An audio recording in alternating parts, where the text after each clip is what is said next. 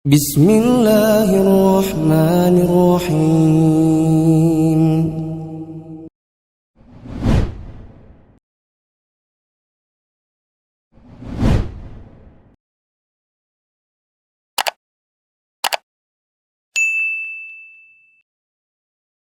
Kesalahan yang kedua, belum memahami 3 standar untuk menilai sesuatu itu bid'ah.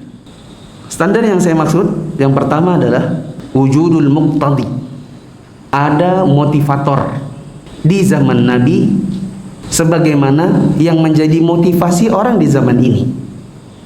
Tulis aja dulu, enggak usah apa. Jangan bingung dulu itu. Sudah nulis? Yang kedua, tidak ada penghalang jika Nabi mau melakukannya ketika itu. Dan yang ketiga, Nabi tetap meninggalkannya meskipun yang nomor 1 dan nomor 2 ada. Beri contoh. Maulid Nabi. Maulid Nabi. Kalau kita tanya, kenapa Pak kita mengadakan Maulid Nabi setiap tahun? Maka jawabannya, kita ingin mendekatkan diri kita kepada Nabi supaya dapat syafaat Nabi, ingin mengingat sirahnya Nabi supaya kita dapat pahala.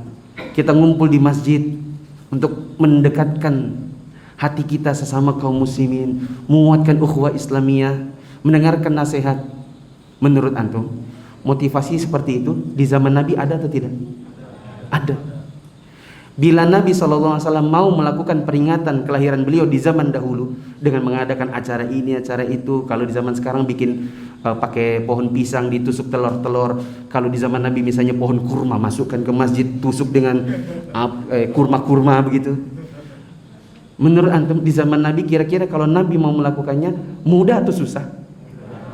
Tapi Nabi melakukannya atau tidak? Berarti ini apa namanya? Nah, jamaah yang dirahmati Allah, kesalahan sebagian kita adalah ketika menjelaskan tentang bid'ah belum paham 3 standar tadi. Makanya kalau dialog sama teman, sama keluarga atau tetangga, dialog tentang bid'ah mentok. Kita cuman dikasih, kamu masih pakai handphone gak ada zaman Nabi. Terdiam. Kita bilang, nah ini kalau Maulid Nabi itu setauku itu tidak ada acaranya di dalam Islam, itu namanya bid'ah. Allah, bid'ah. Kamu pernah umroh? Pernah. Naik apa? Naik pesawat. Bid'ah. Harusnya kamu naik unta. Terus apa yang terjadi? Terdiam. Nggak bisa jawab. Kenapa nggak bisa jawab?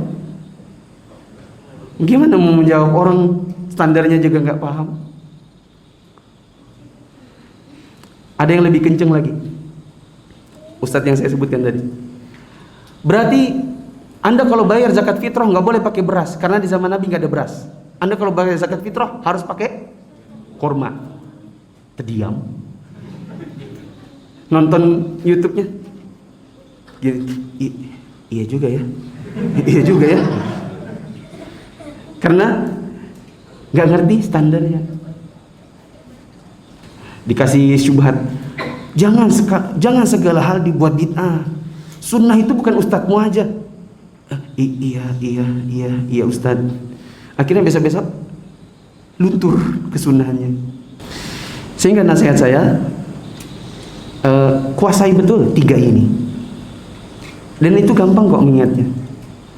Ada motivasi, tak ada penghalang, dan Nabi tetap tidak mengerjakannya. Gitu aja. Jadi kita kalau berdialog akan lebih ilmiah, kaya di kepala kita ini. Teman kita pun, ya paling tidak kalau dia nggak bisa menerima saat itu juga, minimal dia mikir gitu. Ketika kita bilang, gini akhi, kenapa saya katakan bid'ah? Karena di zaman Nabi SAW motivasi seperti antum ada. Penghalang kalau Nabi mau mengerjakannya nggak ada. Tapi Nabi tetap meninggalkannya. Ini insya Allah akan lebih mudah diterima, meskipun dia mikir dulu. Saya saksi dari banyak ikhwan di Balikpapan Yang dahulunya justru adalah penentang-penentang Sunda. Nanti teman-temannya bilang, Ustadz kenalin teman saya, ya, kenalin saya. Baru dia bilang, ini Ustadz dulu di kantor paling kenceng bidanya. Habis kita dialog, mikir dia. Oh antum menyampaikan apa? Itu yang waktu kita belajar mulia dengan mana salaf itu Ustadz bilang begini. Anak kasih dia ke dia, gini. Mikir dia. Besok-besok dia bilang, di mana sih kajian? Ikut dia.